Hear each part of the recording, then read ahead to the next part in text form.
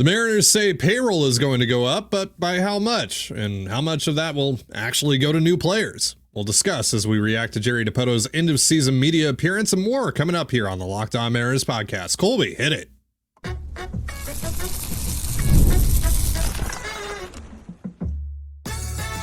You are Locked On Mariners, your daily Seattle Mariners podcast. Part of the Locked On Podcast Network, your team every day. Ahoy, sailors. It is Tuesday, October 1st, 2024. This is Titan Gonzalez and Colby Patnode for the Locked On Mariners podcast, part of the Locked On Podcast Network, your team every day. On today's show, we'll be going over some of the biggest quotes and notes from Jerry Dipoto's end-of-season media appearance before Saturday's game. There's also this Seattle Times article that made the rounds on social media yesterday with some things in there that, let's say, don't necessarily paint a very exciting picture for the upcoming offseason. So we're going to react to all of that here in just a moment. But first, shout out to our title sponsor today, PrizePicks. Download the app today and use the promo code LOCKEDONMLB, that's LOCKEDONMLB, to win $50 instantly when you play your first $5 lineup. That's PrizePicks. Run your game.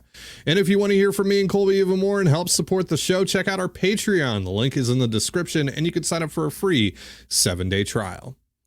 So Jerry Dipoto spoke to the media. It wasn't necessarily an end-of-season press conference, at least in the way that we have seen over the last few years and the way that we had expected when we did our show on Friday, Colby, when we talked about the do's and don'ts of an end-of-season press conference for the Mariners. But it turns out Jerry, speaking to the media for about 25 minutes in the Mariners dugout before the M's and A's played, is the end-of-season press conference. So, I mean, at the very least, he didn't say anything necessarily wrong. So that's good. He didn't say anything necessarily controversial that has made the rounds and has brought national attention on the Mariners organization in a negative light like last offseason. So we're technically off to a better start here.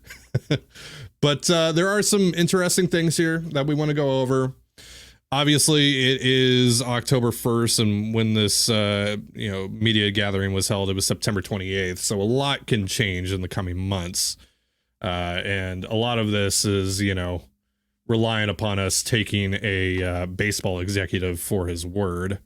But we're going to go over some of these notes here because it was kind of an impromptu meeting. Quotes are kind of scattered around through a bunch of different articles. I have Daniel Kramer's article here from MLB.com, and that has a good balance of quotes and just the notes about some interesting things that Jerry had to say. So we're going to go over those. So let's start here. Jerry says that he believes the outfield is set with Randy Arozarena, Julio Rodriguez, Victor Robles. Also says that he doesn't think this roster is that far off based off of what they've seen over the last 5 or so weeks. So what do you think about all of that? Pretty concerned that Victor Robles is essentially just being handed a starting job because in order for him to be a everyday player, he has to be, obviously he doesn't have to be as good as he was for Seattle down the stretch, but he has to be pretty darn good. Like, this isn't a guy who has a long track record of being an everyday player. He's really done it twice, and the last time he did that before this year was way back in 2019. There's also some injury concerns here. He got dinged up pretty good this year. He missed most of last season as well with an injury. So, it's putting a lot of trust in Victor Robles to be basically what he was for you for an entire 162 games versus 70 games, and that's a little concerning for me that they would just, trust that and just kind of cross out probably your best bet to improve offensively would be to upgrade in right field and have Robles kind of be the fourth roving outfielder type of guy who plays, five times a week, just at different positions every time. And to just cut that off right away and say, nope, Victor's one of our 3 starters is not ideal for me. I thought it was interesting that Rayleigh wasn't mentioned in the outfield mix. I don't know if that's because, just he's going to DH. He's going to be the first. He's their, pick to be the first baseman, which is also a little concerning because if you're not going to upgrade in the corner outfield and you're not going to upgrade at first base, where are you going to get this big bat that you need? DH only? So that's a little concerning as well. So I don't love the idea that Robles is they're banking on Victor Robles to do something he's never done before, just like they kind of banked on JP Crawford to repeat something that he had never done previously. So it's a little bit in that vein that you're counting on somebody to do something twice that they literally just did for the first time. And it's a little bit suspect. It's a little bit not ideal, I would say, but it's also, again, very early on in the process. And obviously the market will dictate a lot. And I wouldn't say that they're absolutely no shot they add an outfielder now. I would just say it's not their priority right now to add an outfielder. But at some point, as we often say, beggars can't be choosers. You have to build the best roster you can. The idea that he thinks the team is not far off because they played well for 5 weeks. Well, I watched them play for 6 months and they were an 85-win team. Yeah. So I would aggressively disagree with Jerry Dipoto on that they're not far off. There's no denying that they got better over the final 2 months of the season. And they were obviously like one of the best offenses in baseball for the last month and a half of the year. And obviously you have that rotation in place, but they have work that needs to be done within the bullpen.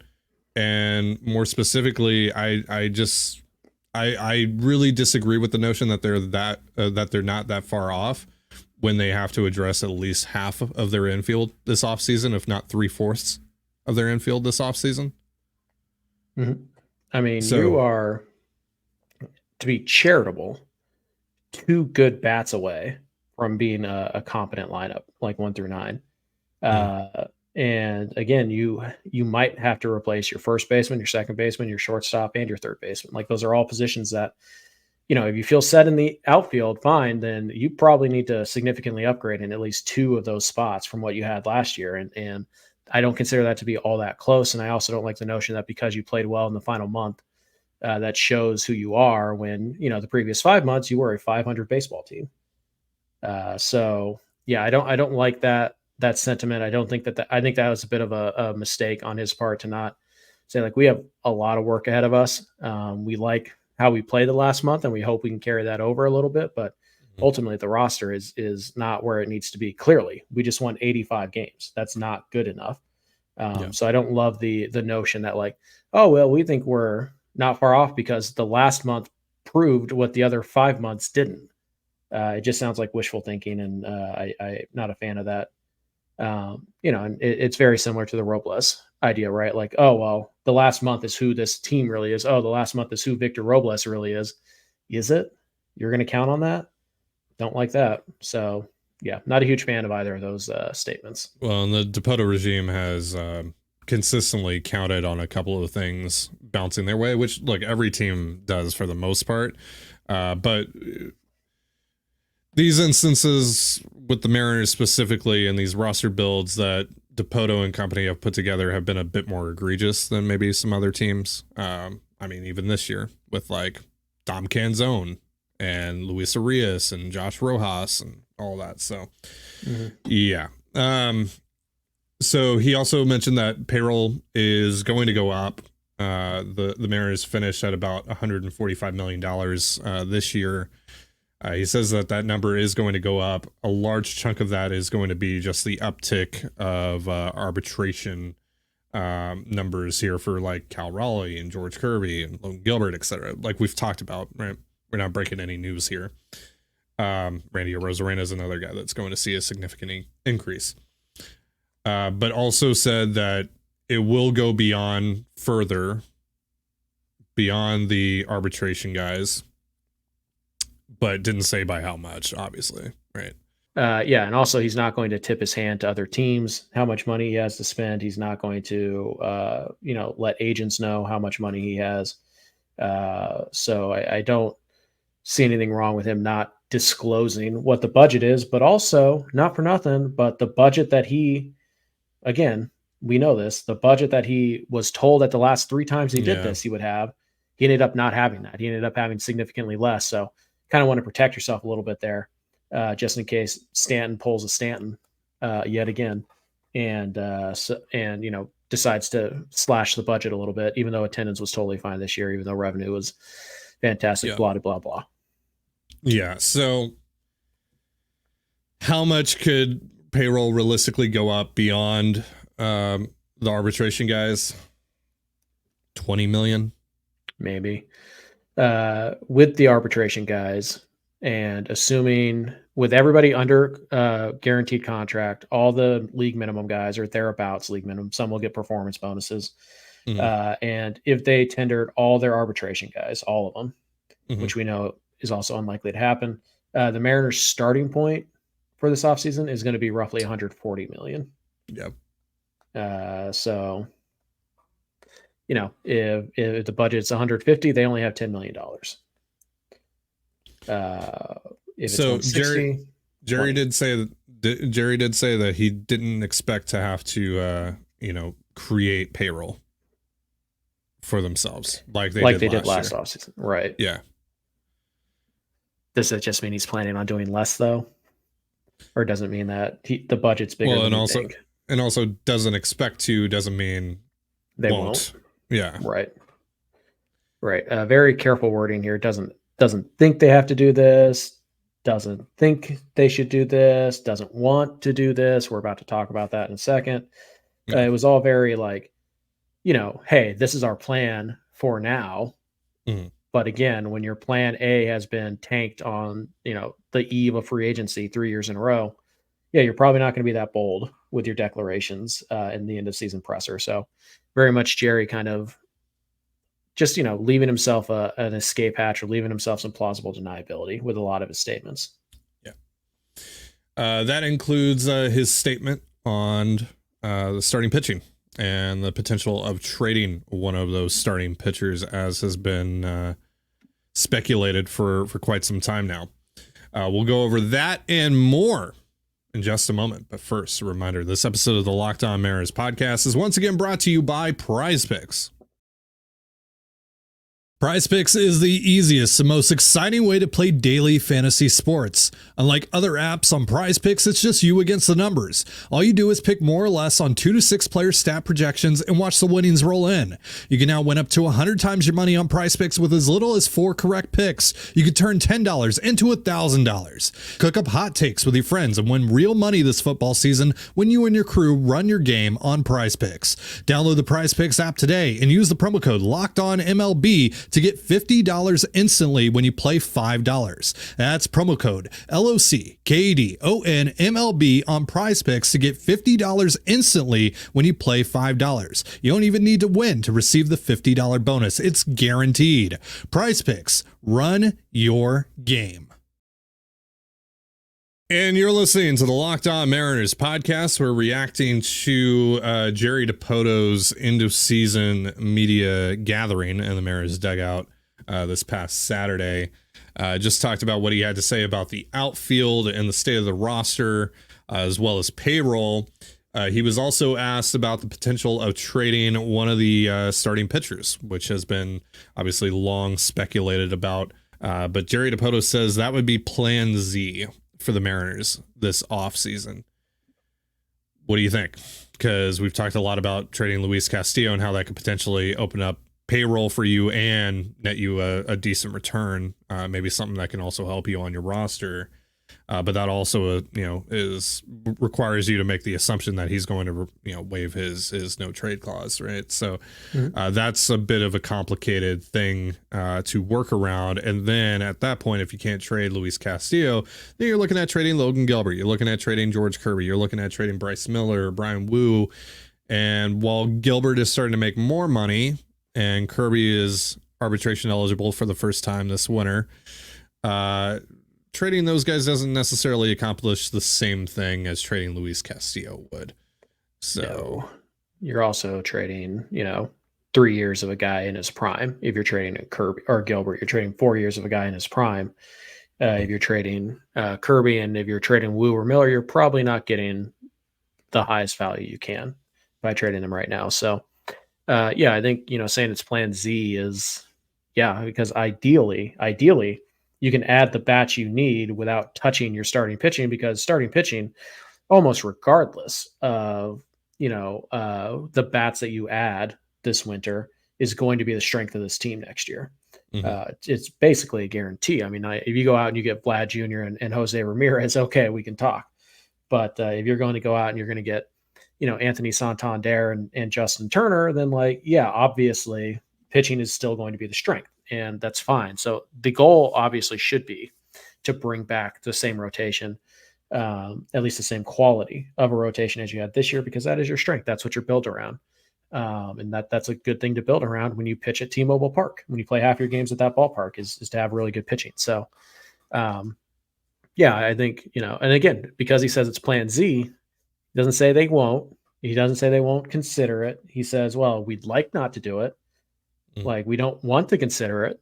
But again, at some point, if payroll suddenly gets slashed again, his expected budget gets slashed yet again, then all of a sudden you might have to get down to plan Z, where it does make sense to trade these guys. And we've talked a lot about trading Castillo already.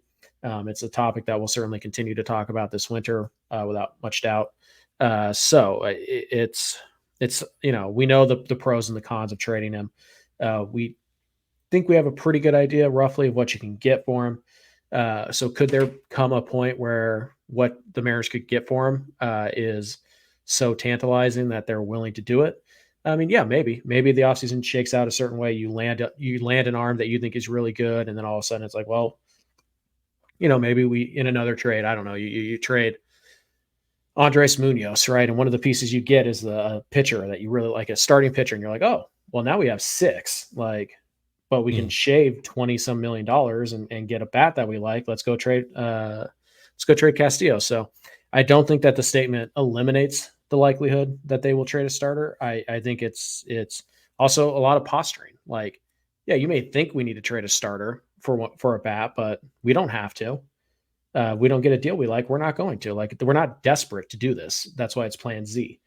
And so, again, a lot of posturing in these postseason interviews. You don't want to tip your hand to other GMs and other agents and all that stuff. So, I think that's about what you would expect him to say. I'm not surprised that he made it, pretty clear that they don't want to trade one of their starting 5. That is what I would expect him to say. And again, as I've maintained pretty much the entire time we talked about this, I just don't think Castillo is getting traded this year. I just think that opens up too big of a hole in your rotation. And I don't think you have the guy to replace Castillo in your org right now, or really come anywhere close to doing it. And so I don't think they're going to do it.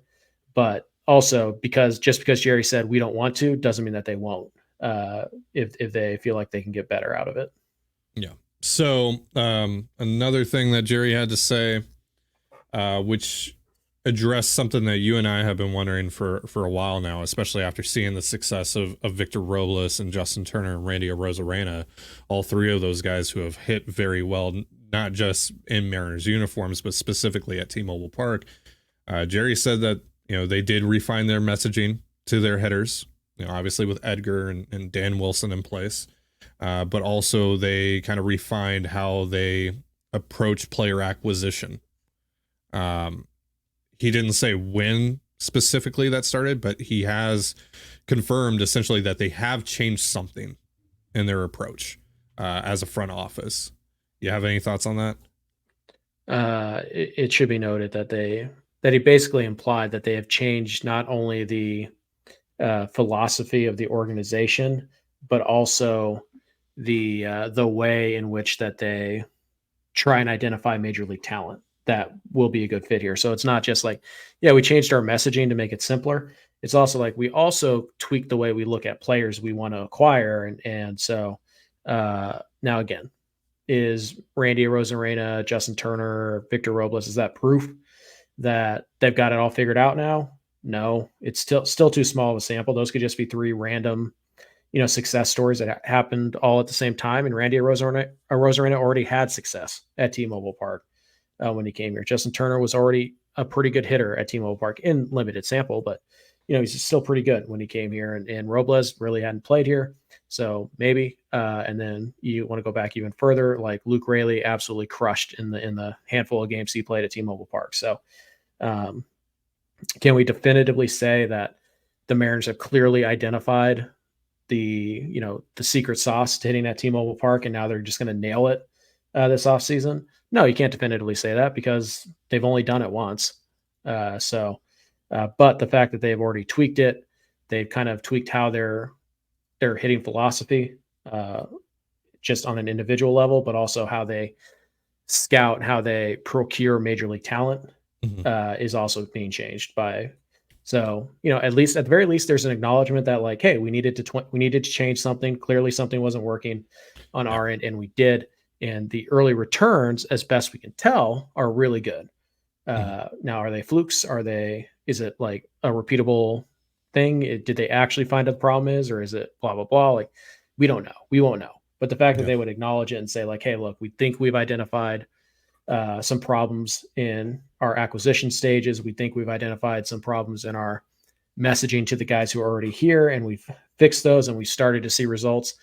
Certainly is promising, more so than just saying like, oh no, we just stay the course and all that. So certainly an encouragement, but it's hardly a like ironclad, like, yeah, the Mariners have figured out how to build an offense at T-Mobile Park all of a sudden. He said, quote, we learned where we may be doing things the wrong way, and we have to make adjustments, not just an approach on the field, but in how we put the roster together, and maybe in some of the things we're looking for, and then how those things fit in our ballpark. Yep. So lastly, and this is the last thing we're going to be talking about from Dipoto's media appearance.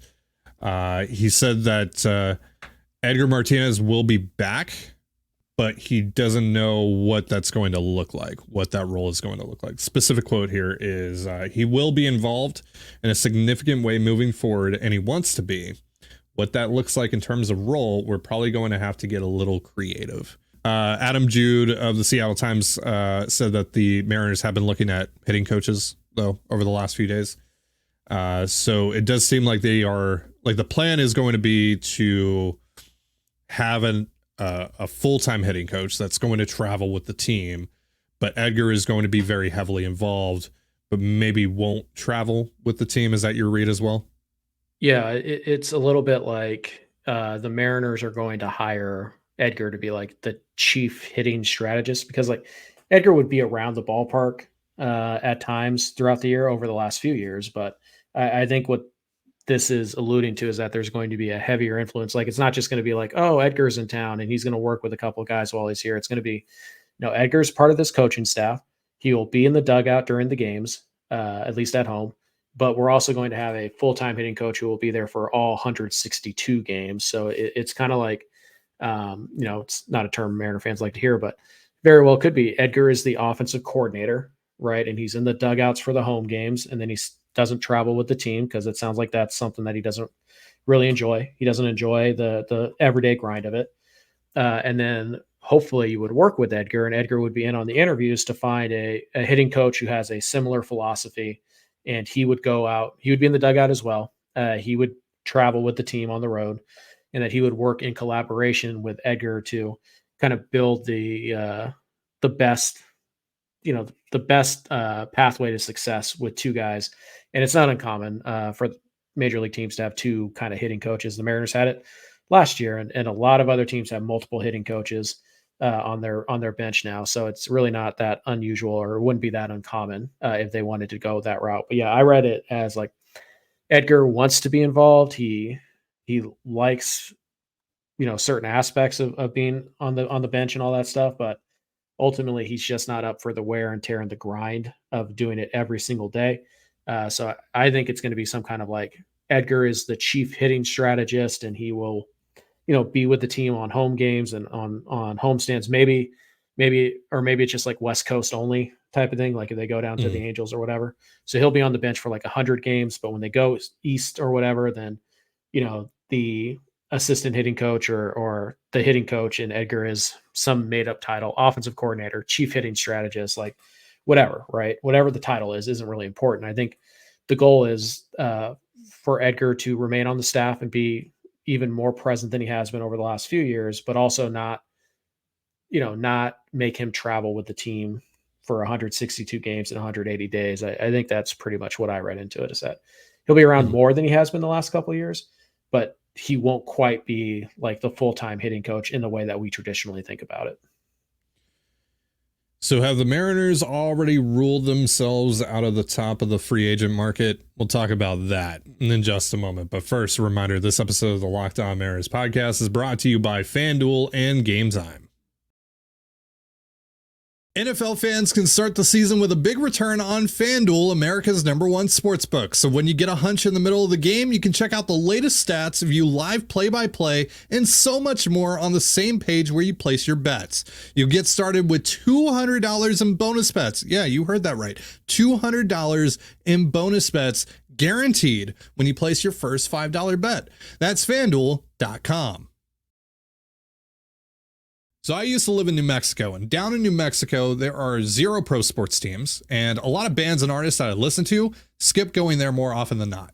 So when I moved to Toronto, where there's a baseball team, a basketball team, a hockey team, even a soccer team, and there's great music being played every night in the city, I was right in my element.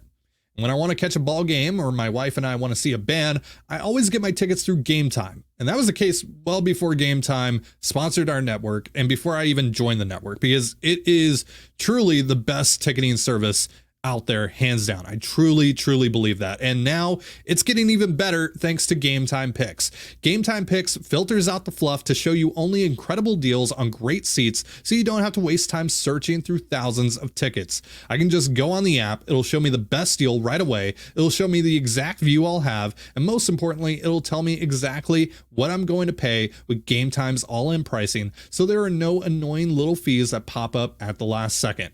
Take the guesswork out of buying tickets with Game Time. Download the Game Time app, create an account, and use the promo code LOCKEDONMLB, that's LOCKEDONMLB, for $20 off your first purchase. Terms apply. Again, create an account and redeem promo code LOCKEDONMLB for $20 off. Download Game Time today. What time is it? Game time. And you're listening to the Locked On Mariners podcast. So yesterday, Adam Jude and Ryan Divish of the Seattle Times released an article that, again, as I said at the start of the show, did not paint a very exciting picture for this upcoming offseason for the Mariners. I want to read an excerpt here from that article. Quote, "What is clear, the Mariners do not intend to dive into the deep end of the free agent pool this winter, which means they won't pursue the likes of Juan Soto or Pete Alonso or Alex Bregman or any other high-priced veteran. Not because they can't afford it," Stanton has explained, "but because as a matter of baseball economics, the Mariners don't want to pay top dollar for aging players. The scars of the Robinson Cano contract," we'll touch on that in a second, "11 years later still feel like a fresh wound for the Mariners. We've got the resources to be able to do the things we need to do to put a good team on the field," Stanton said in an interview with the Times in June. "We've never been focused on free agent bats, those kind of big dollar free agent bats, as a matter of strategy, not because of anything we have to do with resources." End quote. So, very key thing there. We have to mention, we have to acknowledge, as was said in the article, Stanton said that quote in June. Now, Colby, we did a whole show about John Stanton's interview with Ryan Divish and Adam Jude, and I don't remember that last quote about them not going after bats or high-priced bats being a strategy. And I feel like Mariners Twitter would have been all over that quote. So maybe we all just collectively missed it. Maybe I'm wrong in that, but that felt fresh to me when I read that. And so naturally, a lot of people who also did not see that quote initially, if it actually was out there back in the summer, have reacted very poorly to it.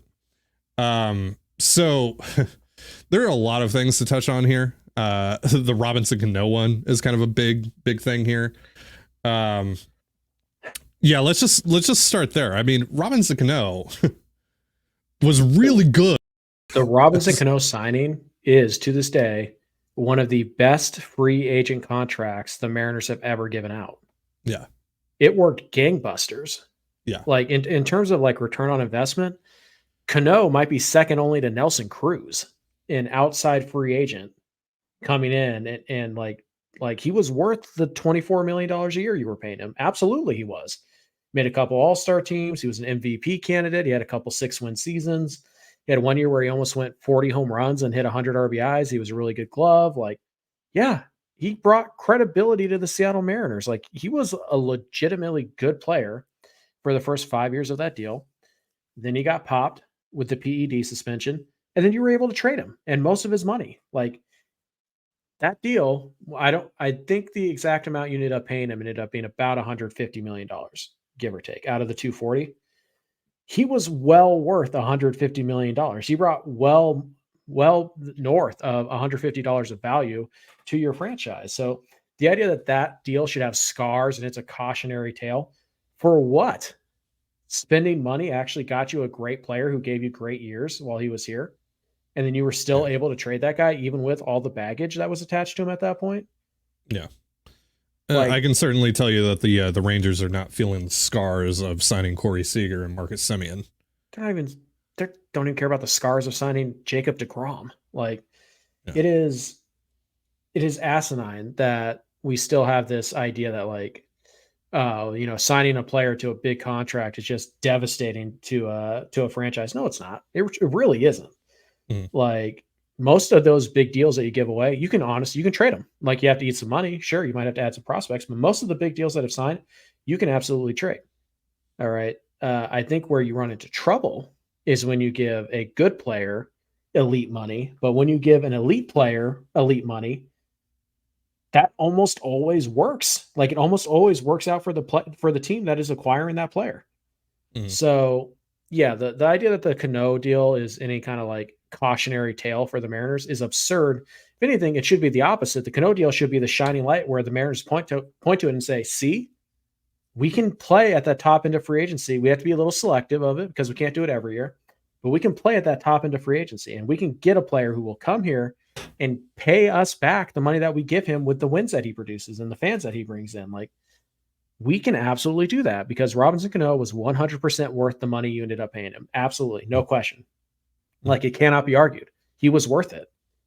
So like, the idea that that's a scar that they don't want to pick at is absurd. It is absolutely absurd to think that Robinson Cano is the cautionary tale of spending too much on an elite player. Because when he was here, he was a near elite player. He was worth the money. It's ridiculous. That is one of the most ridiculous sentences I've ever read. Yeah, straight up. But I just want to get back into this quote though. Like, we've never been focused on free agent bats, those kind of big dollar free agent bats, as a matter of strategy, not because of anything having to do with resources.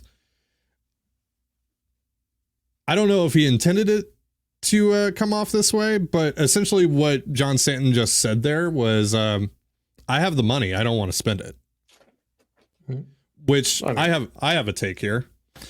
I think that's worse than 54%. I think that's worse than, frankly, anything Jerry Dipoto said at the end of season press conference. Significantly. It's, I have the resources to do what needs to be done. I'm just not going to do it. I choose not to. Yeah. That's way worse. Yeah. That is significantly worse. And by the way, it's made even more absurd by a statement a little bit later where he goes, I mean, we all have constraints, right?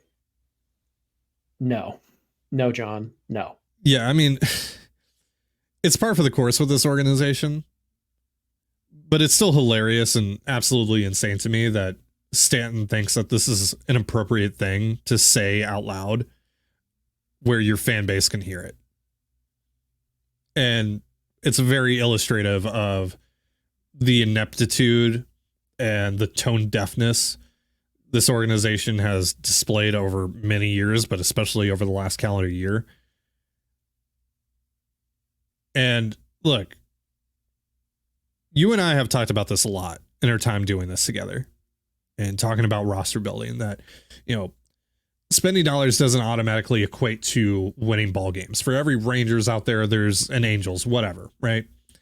And you got to be careful who you give your money to and how you project the value you're going to get over the course of a long contract, like an 8-year contract, a 10-year contract. All of that stuff has to be weighed, especially when you're talking about 29, 30, 31-year-olds who, I mean, that's who make up most, if not all, of the highest ends of every free agent market. Like the Juan Sotos of the world who hit free agency at 26, 27 years old.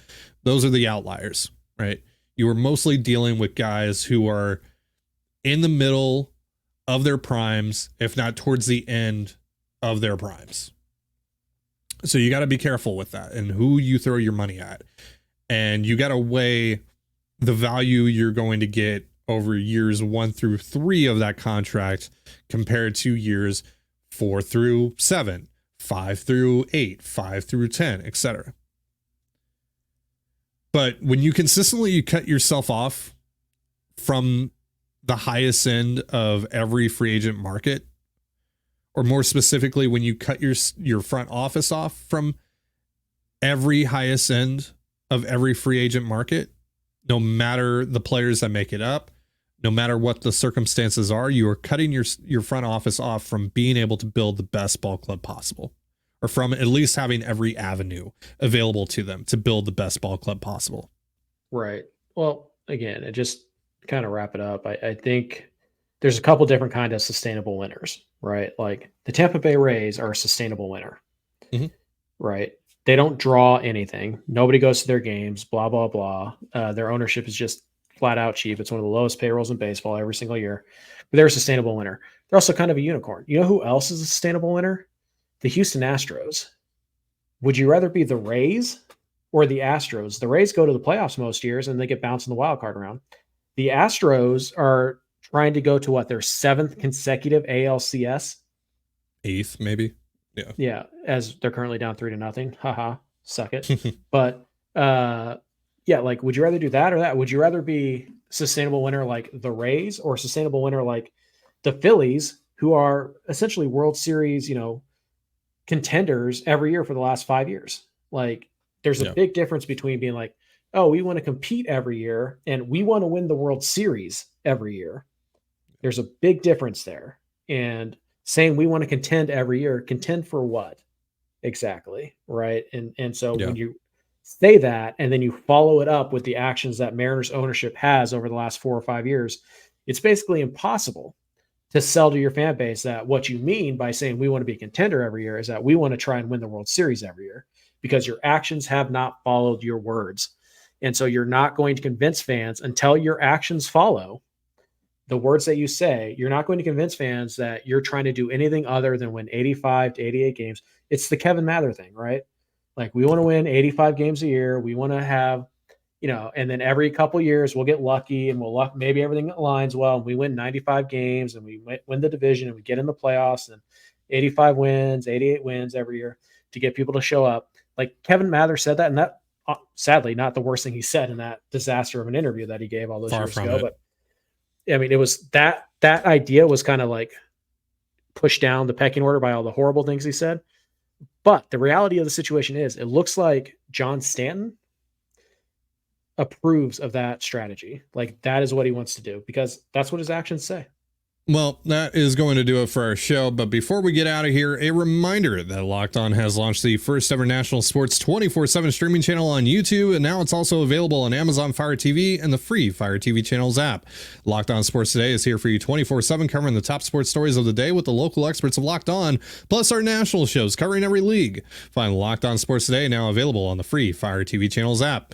Thank you so much for joining us here on the Locked On Mariners podcast. For Colby Patnode, I'm Tiding Gonzalez. Be sure to give us a follow on Twitter at LO_Mariners. You can follow me at Tiding Gonzalez and Colby at CPAT11. That's CPAT11. You can also find all that stuff in the description of this episode. Have yourself a beautiful baseball day, and we'll see you next time. Peace.